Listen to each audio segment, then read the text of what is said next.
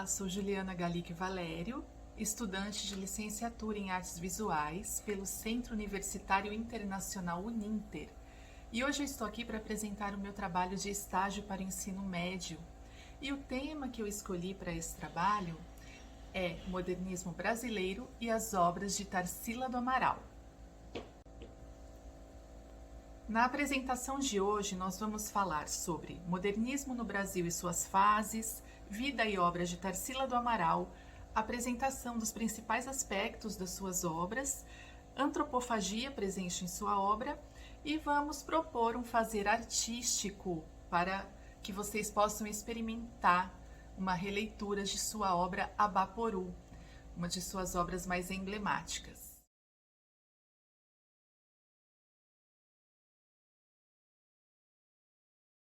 O modernismo brasileiro ele teve início no século XX e ele chegou com a proposta de romper com o tradicionalismo e de trazer uma libertação cultural para o nosso país. O movimento propôs uma nova forma de fazer arte, fazer, sentir e pensar a arte, rompendo totalmente com o passado. Para falar do modernismo brasileiro, nós passamos obrigatoriamente pelas semanas de 22. Ano passado, o Jornal da USP publicou uma matéria comemorativa aos 100 anos das Semanas de 22 e eu vou ler só um trecho para vocês. Uma semana que dura para sempre. O centenário das Semanas de Arte Moderna de 22 é também um convite para se refletir sobre sociedade e cultura no Brasil. Jornal da USP. Então, o Jornal da USP traz essa provocação, uma semana que dura para sempre. Porque realmente a Semana de 22 foi um marco para a história da arte brasileira. Muitas coisas aconteceram em todas as linguagens artísticas. Todas elas se envolveram, todas elas foram influenciadas e todas elas trouxeram essa proposta de mudar, de romper, de trazer algo novo.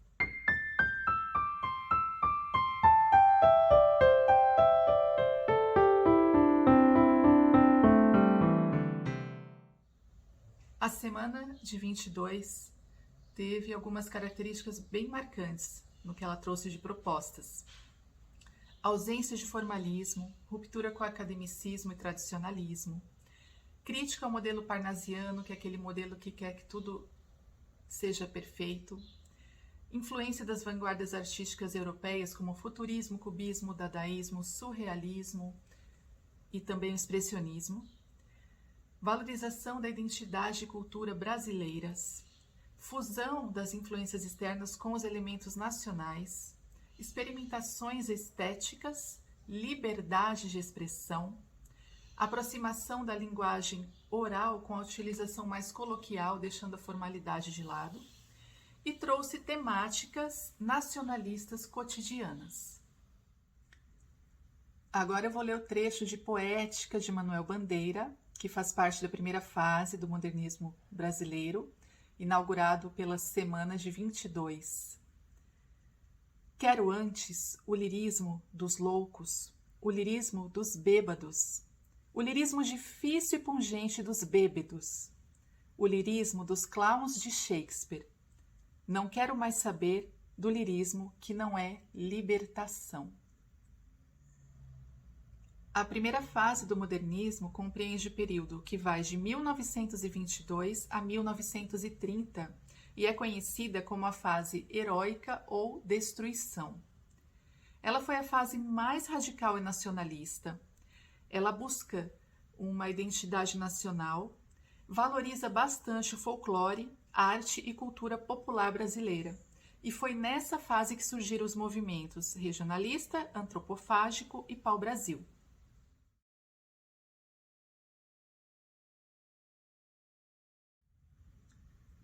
A segunda fase do modernismo compreende o período de 1930 a 1945. Ela é a fase de consolidação ou geração de 30. A fase de consolidação no modernismo do Brasil, valorização do regionalismo e da linguagem popular, crítica à realidade social brasileira, valorização da diversidade cultural do país e uma temática cotidiana, social, histórica e religiosa. Então, ela amplia um pouco mais, além de consolidar o modernismo no país, ela amplia um pouco mais, vai aí para um olhar da diversidade cultural. Ela começa a expandir, a incorporar nos seus trabalhos a religiosidade, a cultura popular, a história e também as questões sociais. Uma coisa importante é que nas duas fases, na primeira e na segunda, em relação à literatura, eles rompem, quebram totalmente com o parnasianismo, com a métrica da poesia, eles vão para os versos livres, sem obrigatoriedade de rima.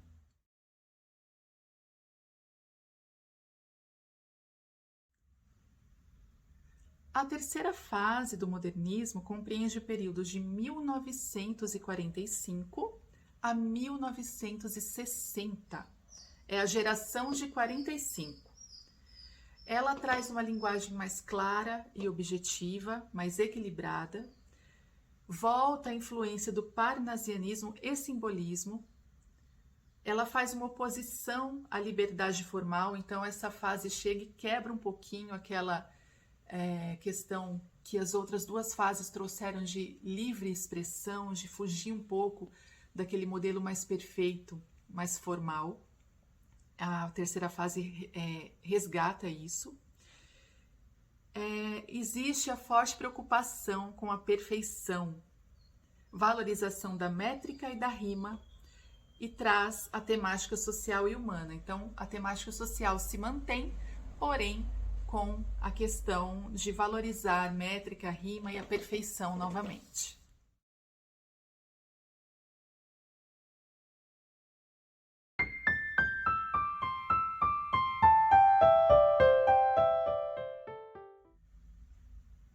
Agora nós vamos entrar na vida e obras de Tarsila do Amaral, que foi a artista que eu escolhi para o nosso encontro de hoje.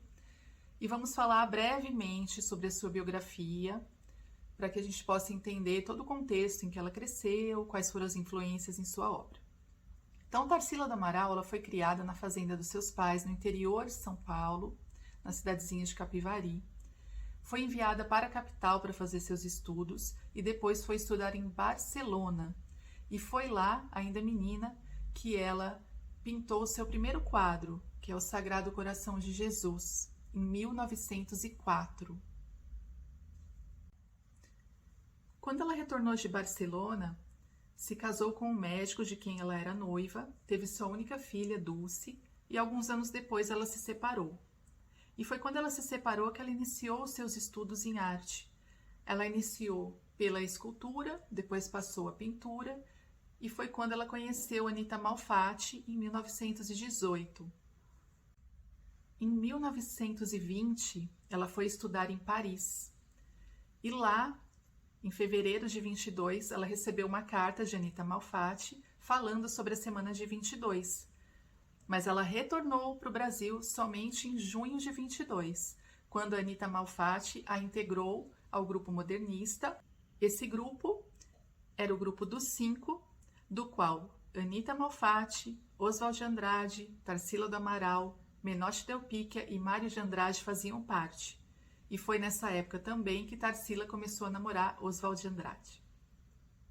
Em 1923, acompanhada do seu namorado Oswald de Andrade, Tarsila do Amaral viaja para Paris e lá ela conhece o grande mestre cubista Fernand Léger.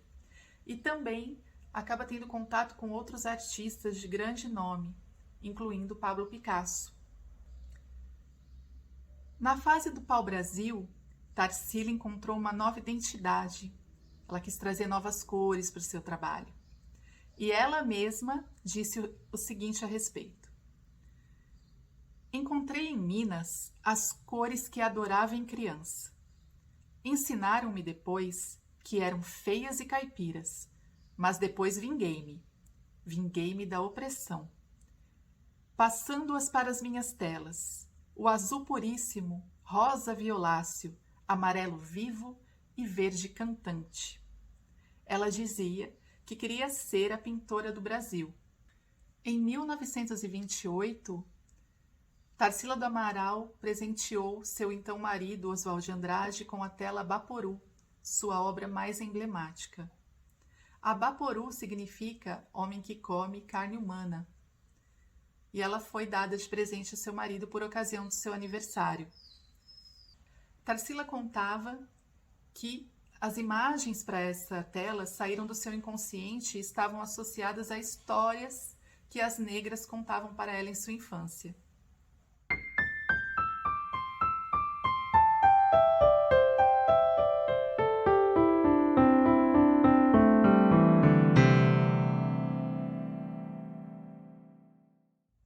Agora nós vamos iniciar uma rodada visual para conhecer e depois conseguir reconhecer as obras de Tarsila do Amaral.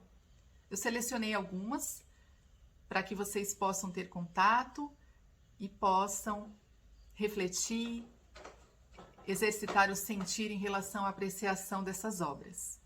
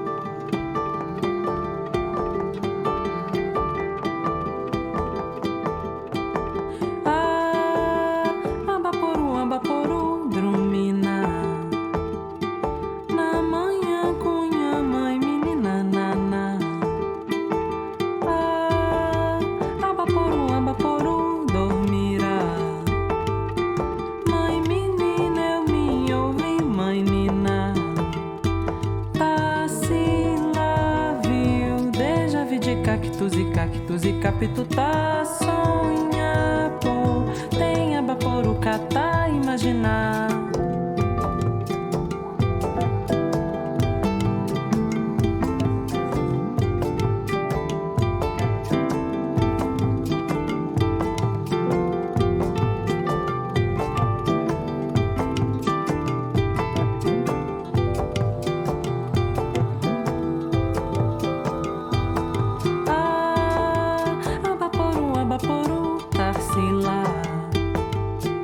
Sol na flor da fome do homem abá.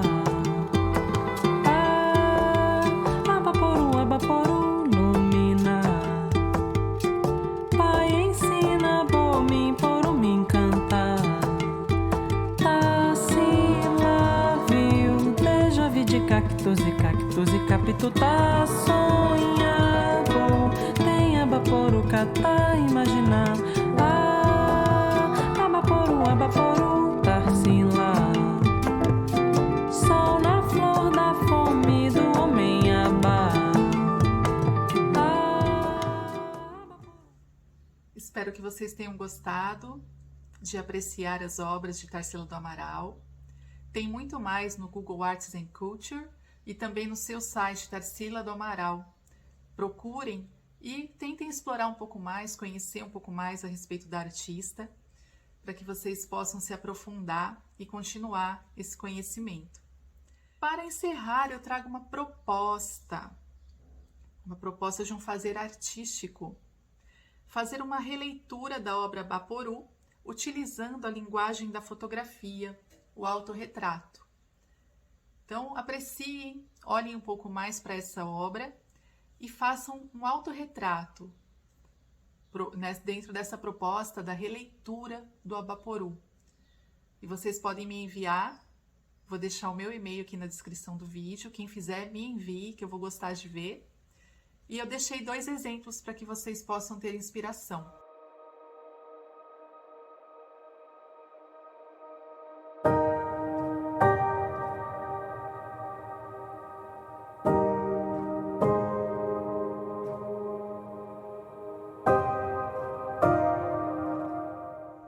Usem a criatividade e façam arte.